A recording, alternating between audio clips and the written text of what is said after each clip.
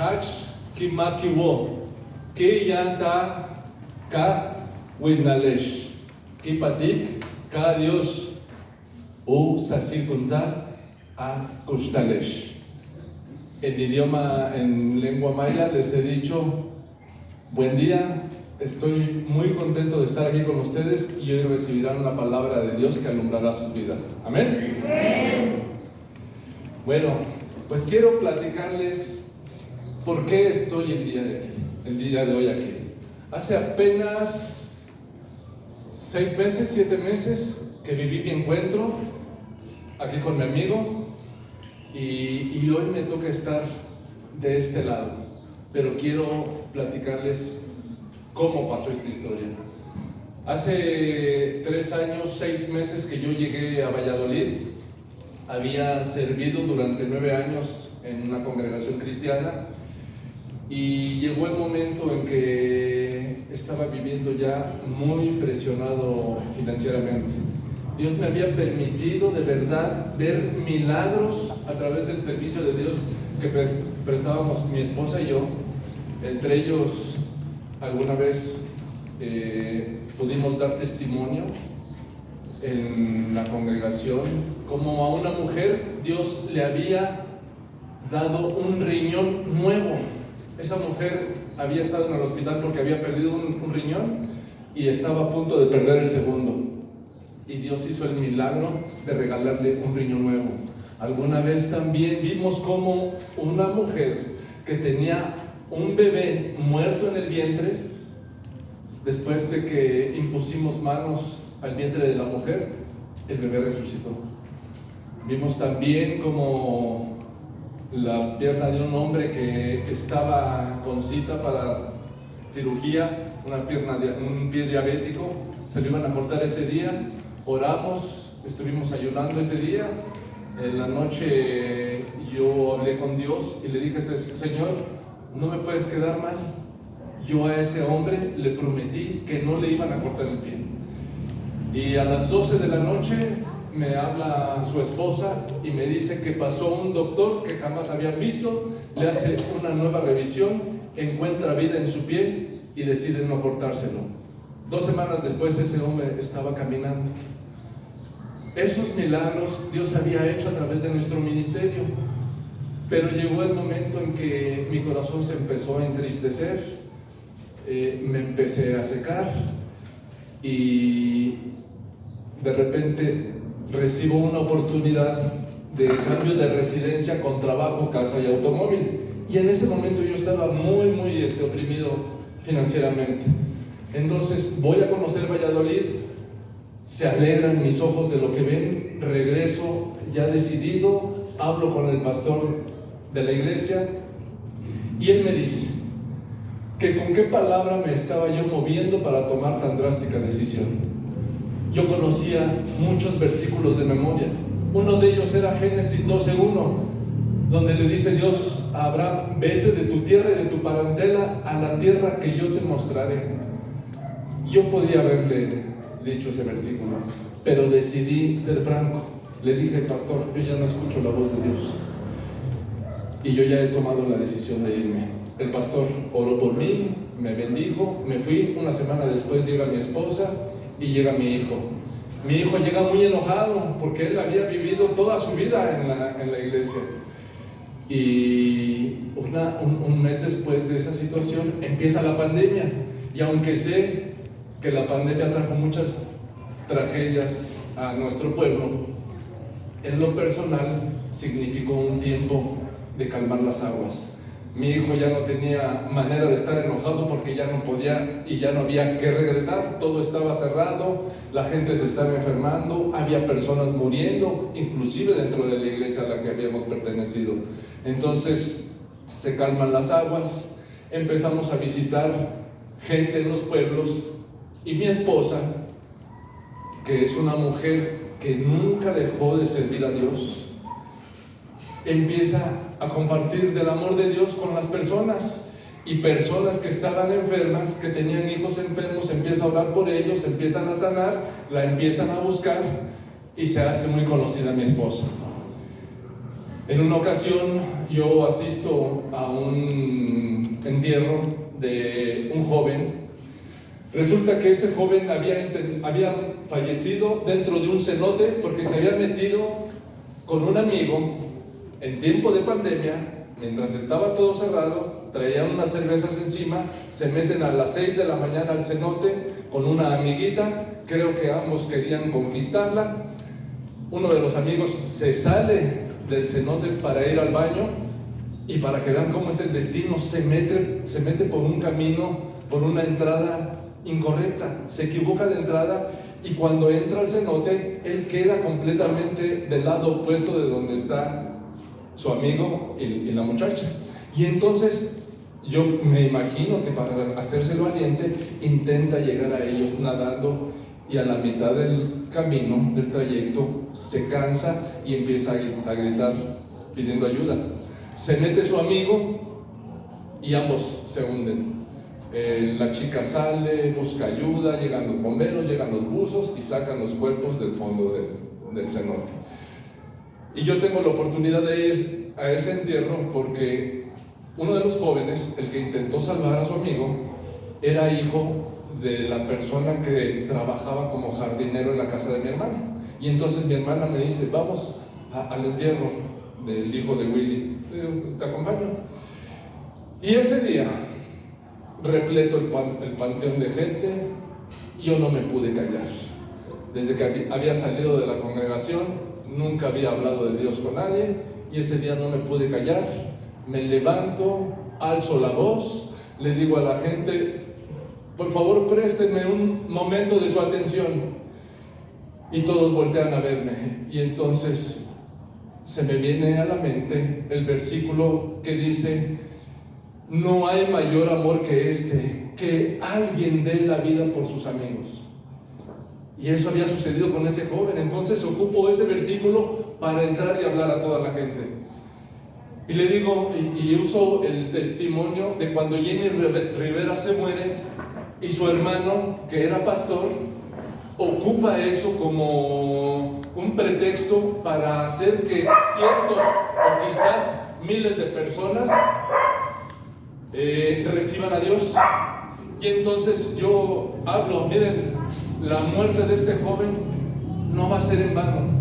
Como en aquel tiempo, cuando Jenny Rivera falleció, aquí hay una persona con la autoridad, porque le he servido a Dios durante 9 años. Fíjense, yo ya sin tener congregación.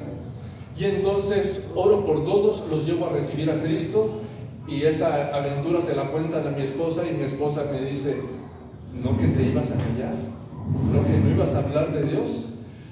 Y eso, yo creo, es uno de los 3 puntos que hoy me trajo aquí. El segundo punto es cuando vivo mi encuentro.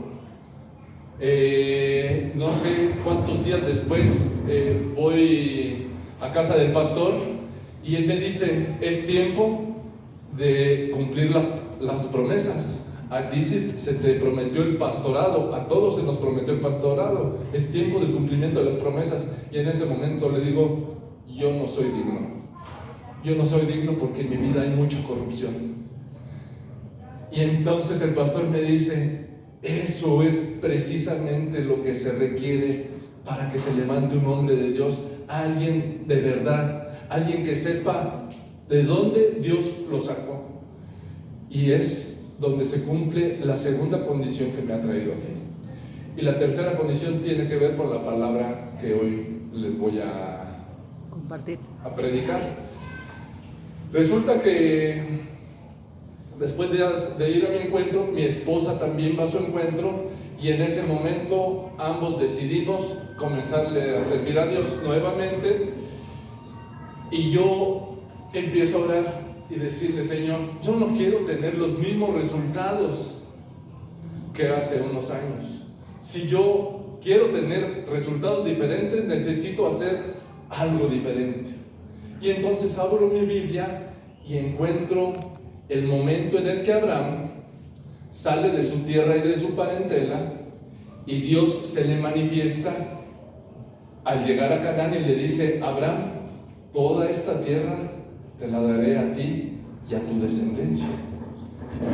Y entonces Abraham se va, pero antes de irse, erige o levanta o construye un altar para Dios.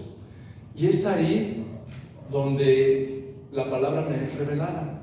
Porque después veo que Abraham se mueve de ese lugar, va de lugar en lugar hasta que llega a la región montañosa de Betel, y ahí él le pide ayuda al Señor y levanta un segundo altar.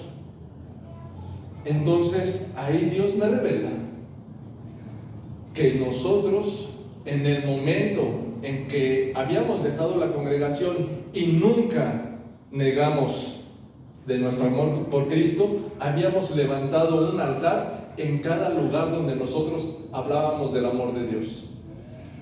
Y entonces comienzo a entender que para que todo funcione, mi vida tiene que ser un altar. Y sigo leyendo y me doy cuenta que Abraham levanta 4 altares. Pero no solo eso, sino que él tiene un hijo llamado Isaac. Dios se le manifiesta a Isaac. Dios le dice: yo soy el padre de Abraham y voy a estar contigo por amor a mi siervo Abraham, y estaré contigo y multiplicaré tu descendencia. Y en ese momento ya no era el Dios de Abraham, era también el Dios de Isaac, el Dios del papá y el Dios del hijo. ¿Quiénes anhelan aquí que ese Dios que hoy conoces poderosamente también sea el Dios de sus hijos? Todos. Pero Isaac tiene 2 hijos, Jacob y Esaú. Y dice la palabra de Dios que Jacob se apropia de mala manera de la bendición que le correspondía a Esaú. Y cuando Esaú intenta obtener la bendición de su padre Isaac, le dice: no, yo ya bendije a uno y no puedo bendecir a nadie más, solamente tengo una bendición. Y entonces Esaú se encoleriza y amenaza a Jacob de matarlo algún día. Y entonces la mamá de Jacob le dice: huye, cuida tu vida. Y Jacob se va. Vive muchas aventuras. Llega el momento en que él tiene que regresar a Betel con su familia, pero antes de llegar ahí, tiene que pasar por el lugar en donde Esaú tiene todo su territorio. Y cuando va llegando, siente muchísimo temor, porque sabe que tiene una declaración de muerte de parte de su hermano. Y entonces él comienza a orar, y fíjense cómo oró: Padre de mi abuelo Abraham, Padre de mi Dios Isaac, ayúdame, protégeme. Y en ese momento, cuando él llega ante su hermano lo recibe con un gran abrazo. Y bueno, después de esa historia, él se mueve con sus hijos, tiene hijos e hijas. Una de sus hijas sale a conocer el mundo, llamada Dina. Un muchacho de un pueblo pagano la enamora, la viola, regresa la mujer deshonrada. Y aunque el muchacho se había enamorado de ella y le pide a su padre que la acompañe para que pidan su mano, llegan ante Jacob, y Jacob les dice: bueno, pues ok, pero circuncídense todos. Y cuando se circuncidan todos, los hijos de Jacob aprovechan y matan a todos los hombres. Cuando llega eso a oídos de Jacob, dice: se van a enterar los demás pueblos lo que acaban de hacer mis hijos y van a venir por nosotros. Y entonces ellos salen, y cuando llegan a un lugar, Dios se le manifiesta y le dice: yo soy el padre de Abraham, el padre de Isaac, que te ha protegido y te ha cuidado por todo el camino donde has andado. Y en ese momento, el padre de Abraham no solamente era de Abraham y de Isaac, sino también de Jacob. Era Dios de abuelo, Dios de padre y Dios de nietos. Dios de 3 generaciones. Y eso es lo que habla Dios a mi vida. Miren, hacer un altar o levantar un altar no significa que nosotros pongamos piedras sobre piedras o pongamos ídolos en una repisa. Nuestro altar tiene que ser como lo dijo Jesús.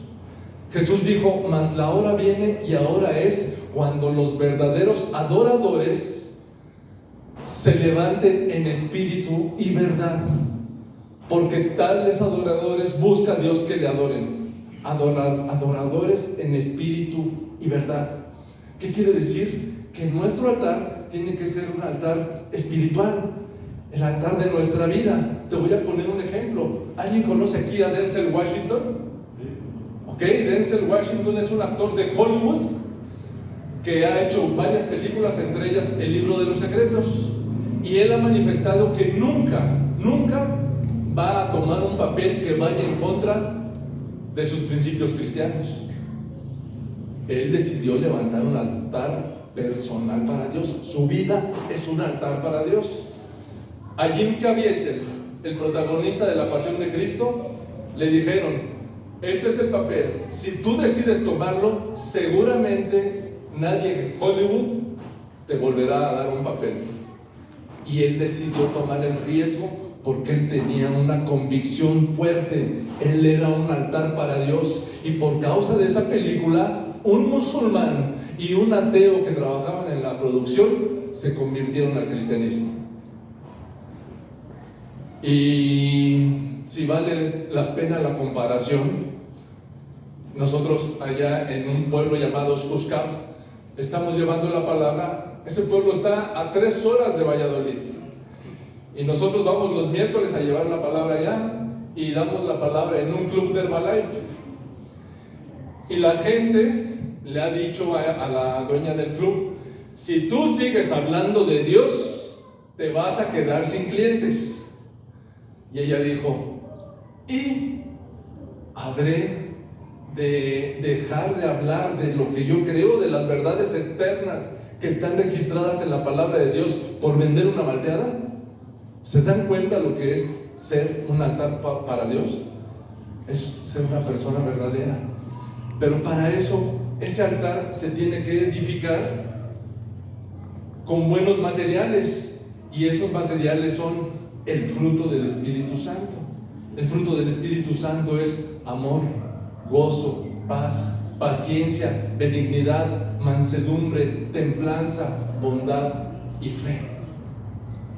Si tú eliges tu altar con un material de mala calidad, seguramente, ¿qué va a pasar con tu altar? Se va a caer, se va a destruir, se va a derrumbar. ¿Y qué materiales son los que pueden ser de dudosa calidad? Las obras de la carne. Y las obras de la carne, según Gálatas 5:19, son adulterio, fornicación, inmundicia, lascivia, idolatría, hechicerías, enemistades, pleitos, celos, iras, contiendas, disensiones, herejías, envidias, homicidios, borracheras, orgías. Si alguna de esas características, de esos materiales, de las obras de la carne, mora en tu vida, el altar que tú edifiques se va a derrumbar. Pero no solo eso, tú le estás dando una autoridad a Satanás para que suceda lo que dijo Jesucristo en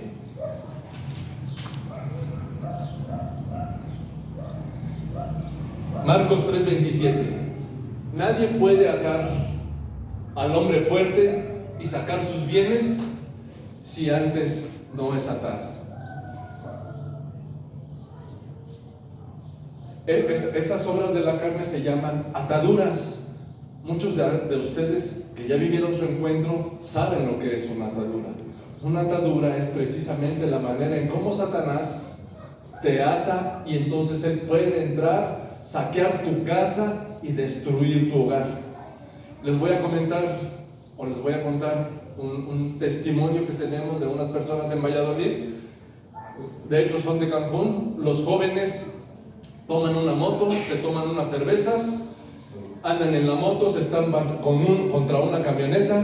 En la camioneta iban conduciendo mis sobrinos, Los jóvenes eran menores de edad, ninguno tenía licencia, llega la policía, tienen que traer al papá, los jóvenes quedan heridos, al papá lo tienen que detener porque al ser los jóvenes menores de edad y no tener licencia, el primer responsable es directamente el papá, y el papá es el que tiene que ir a prisión. Imagínense todo lo que pasó por permitir borracheras en sus hijos menores de edad. Y entonces el Señor tuvo que pagar no solamente por su libertad, no solamente las mordidas de la policía, sino las curaciones de los hijos, la camioneta que dañó, y él perdió su moto. Ese señor, quizás como muchos, vivía al día, y para salir de ese gran problema se tuvo que endeudar, y los problemas entonces apenas comenzaban. ¿Se dan cuenta cómo entra Satanás? Ata al hombre fuerte y puede sacar sus bienes. Eso es lo que pasa cuando nosotros edificamos nuestro altar con las obras de la carne. Y si tú edificas tu altar con los verdaderos materiales, se va a cumplir lo que dice Marcos 16, versículos 17 y 18. Y estas señales seguirán a los que creen. En mi nombre echarán fuera demonios, hablarán nuevas lenguas, tomarán en las manos serpientes, y si bebieren cosa mortífera no les hará daño. Sobre los enfermos impondrán sus manos y sanarán. Lo que estamos viviendo en Valladolid, mira, es maravilloso. Precisamente hay muchísima gente muy enferma, pero lo más maravilloso es que nosotros de verdad estamos predicando con autoridad. Yo les voy a poner un ejemplo. Los hombres de allá, de los pueblos, como no hay trabajo en los pueblos, tienen que salir a Tulum, tienen que salir a Cancún, o tienen que salir a Mérida a conseguir trabajo, y algunos otros en Valladolid. Pero por ejemplo, Tulum, Cancún, son lugares donde el crimen organizado ya controla el estado, la ciudad, y entonces venden drogas, hay muchísimos prestamistas colombianos, y los jóvenes y los hombres que van a trabajar allá, la mayoría cobran su semana, y antes de que lleguen con la mujer, se les atoran se les presentan unas cervezas, se las toman, muchos llegan ya sin dinero, después de una semana de trabajo. La mujer ha estado esperando que llegue el marido con la raya para poder comprar los alimentos de sus hijos, lo que les pidieron en la escuela, y cuando llegan los hombres ya no traen nada. Cuando las mujeres les reclaman, los maridos las golpean. Y entonces nosotros habíamos pensado, ¿qué vamos a hacer? ¿Qué vamos a hacer? Porque sí, le estamos enseñando a las mujeres, pero a los que hay que enseñarles principalmente es a los hombres. Si no, ¿cómo vamos a lograr un cambio? Y entonces se hace el milagro. Nos invitan a una fiesta un sábado, y ahí estaban todos los hombres. Y entonces aprovecho la oportunidad, oro por la nena del cumpleaños. En cuanto oro por la nena del cumpleaños, la blindo y la protejo contra todo hombre perverso que quiera atentar contra su vida y contra su cuerpo. Y entonces el papá escucha y empieza a llorar. Sabíamos que él era golpeador de la mamá. Y me levanto, me volteo hacia todos los hombres y les empiezo a predicar, pero les empiezo a decir: miren, en Tulum y en Cancún habita la maldad. Todos aquellos que te están vendiendo las drogas, ellos ni siquiera la consumen. Y déjame decirte otra cosa: tú sabes quiénes son las personas que mejor viven en los pueblos, los hijos de aquellos que venden las cervezas. Pero ¿sabes quiénes son los que peor viven? Los hijos de aquellos que se toman las cervezas. Y en ese momento todos se quedan contrariados. Bueno, varios de esos hombres que estuvieron en ese día van a estar en el encuentro. Amén. ¿Qué es lo que está pasando? Simple y sencillamente nos hemos llenado de autoridad. Sentimos que el poder de Dios se manifiesta en nuestras vidas porque hemos decidido levantar un altar para Dios con los materiales correctos. Mira, no sé qué problemas tú tengas, pero mi esposa lleva de conocer a Dios 4 años y medio más de los que yo tengo. En esos 4 años y medio yo era drogadicto, era alcohólico y era un infiel en potencia. Mi esposa siempre me cachaba mensajes, intentaba, se me fue la palabra, hablar con las mujeres, pero se dio cuenta que siempre eran mujeres diferentes. Y a veces optó por destruir mi celular hasta que nos llegamos a pegar. Y ella entendió que no lo iba a lograr en la carne. Ella necesitaba de una herramienta poderosa. Y esa herramienta poderosa era la oración. Y entonces ella decidió erigir un altar con los materiales correctos y todas las noches se hincaba, agarraba mis pies sin que yo lo notara, comenzaba a orar. De repente yo despertaba, la veía a los pies de la cama, le decía: ¿y ahora tú qué traes? Me decías que me duele el estómago. Mira, como de verdad sentía que no la amaba, yo me volteaba y seguía mi vida. Pero algo estaba pasando, algo estaba sucediendo. Yo vivía de esa manera porque me iba muy bien económicamente. Pero llega el momento en que Dios me corta las entradas y el dinero empieza a dejar de fluir, y de repente me entra un temor y empiezo a hacer malos negocios, y la gente que me empieza a robar ya ni siquiera peleaba por el dinero que me estaban robando, porque me había entrado un espíritu de temor. Todo lo que ustedes van a leer en la Biblia se van a dar cuenta que puede ser la historia de tu vida. Todo lo que está en la Biblia yo lo he vivido. Por eso es el manual de mi vida. Y me empiezo a llenar de mucho temor, el dinero se empieza a agotar y llega el momento en que me quedo sin nada. Mi hijo tenía 3 años, mis hijas pues ya eran grandes, pero imagínense teniendo hambre, mi hijo pidiendo leche, mi esposa diciéndome: ya no tenemos para mantenernos, y yo saliéndome a buscar a mis amigos de las parrandas y regresar con las manos vacías. Nos hicimos los aparecidos en casa de mi suegra durante mucho tiempo, quizás 2 meses. Todos los días íbamos a verla, con el pretexto de verla, pero realmente íbamos a comer, porque en casa de mi suegra nunca te dejaba salir si tú no comías, y se ofendía si tú te salías sin comer. Entonces me encantaba ir a verla. Llega un momento clave en esto. Mi esposa me había invitado al encuentro muchas veces. Llegaba el viernes, yo ni siquiera me presentaba en mi casa.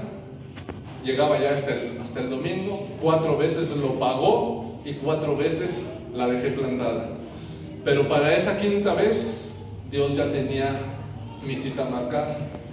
Entonces tenía que suceder algo sobrenatural para que yo realmente pues tomara la decisión de ir a ese encuentro.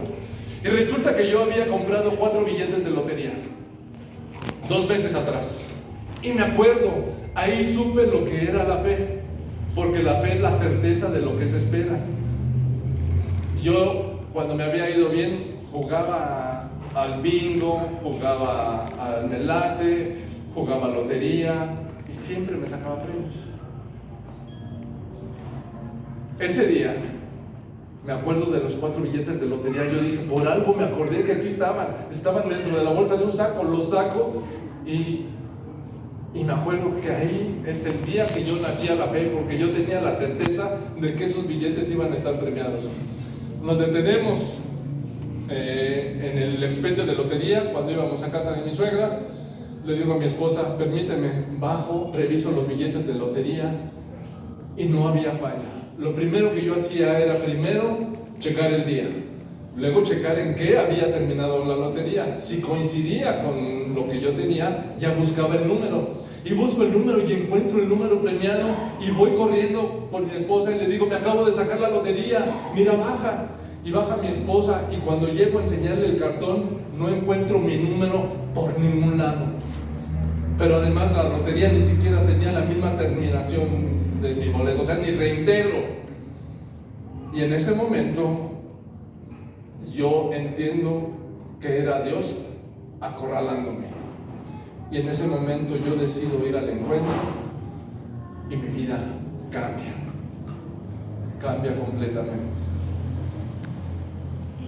El haber edificado un altar con los materiales correctos para Dios es el tercer punto que me ha traído hasta aquí.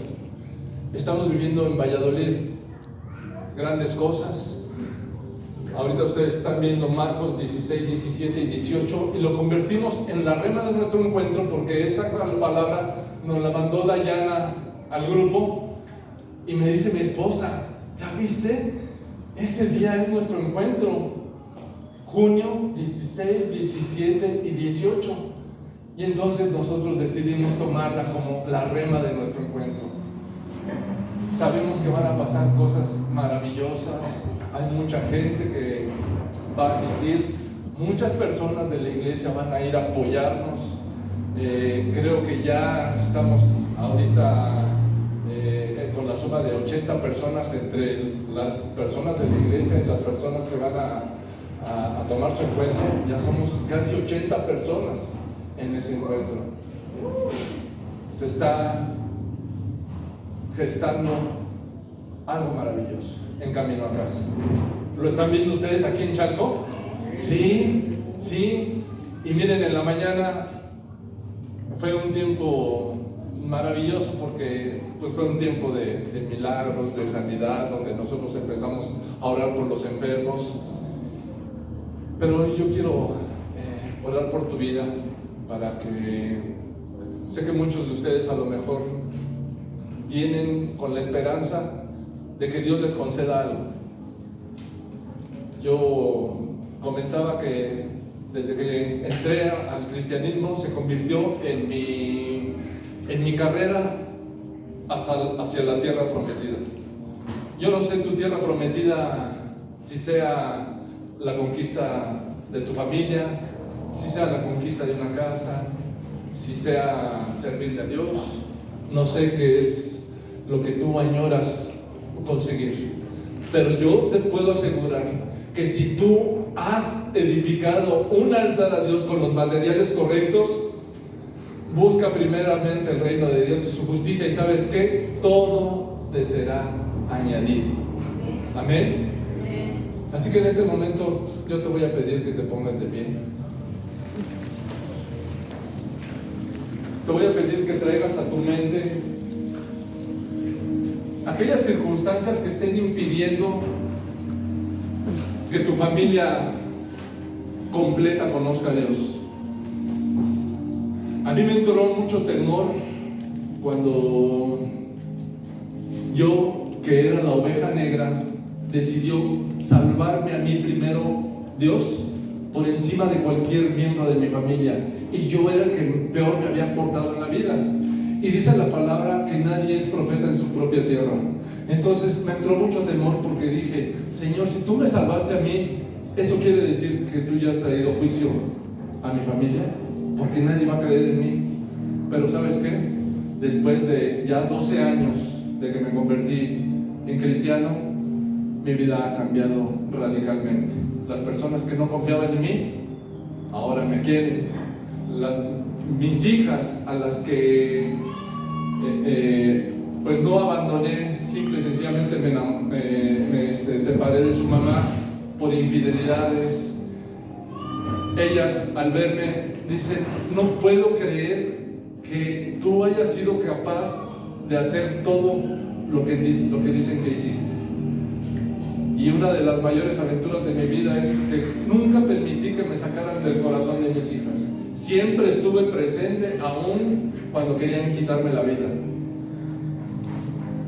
Eso es gracias a que decidí construir un altar para Dios en mi propia vida. Un altar con los materiales correctos. Así que en este momento yo te voy a pedir que cierres tus ojos y que si en este momento tú crees que hay algo en tu vida que puede impedir que el propósito de Dios se cumpla, que te puede impedir conquistar aquello que tanto anhelas, o que puede ser utilizado por Satanás para atar tu vida y llevarte a una tierra de aflicción, yo te voy a pedir que ahí, con tus ojos cerrados, comiences a renunciar a ello. No tengas pena por el que está al lado. Cada quien está en este momento inmerso en su propia vida, pensando en cuáles son aquellas fracturas en su carácter, aquellas situaciones que le han impedido conquistar lo que tanto anhela, que le impide escuchar claramente la voz de Dios, que le impide ver milagros cuando ora por la gente. Ahí tú, Señor, yo quiero en este momento, Padre, declarar, Señor, que eso que hay en mi corazón, y tú lo sabes, porque a ti no te puedo engañar, y que sé que me ha impedido, Señor, conquistar lo que tanto anhelo, yo hoy, Padre, renuncio a ello.